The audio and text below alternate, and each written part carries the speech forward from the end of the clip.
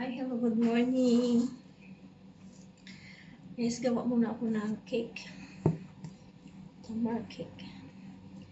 Sorry, hindi ko napakita sa inyo kung paano gawin.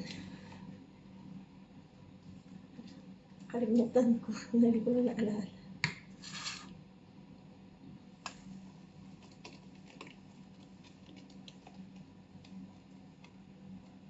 Ito na po ang aking tamar cake. Now, ready na siya ilagay sa oven.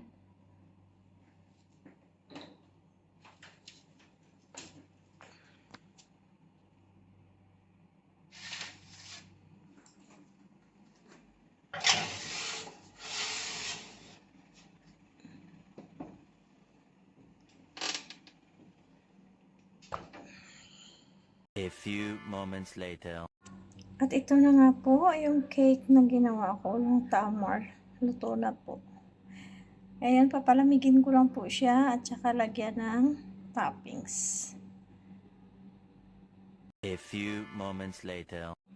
Ayan na po yung aking finished product ng aking tamar cake. Na may topping siya na sugar powder and walnuts na dinurog.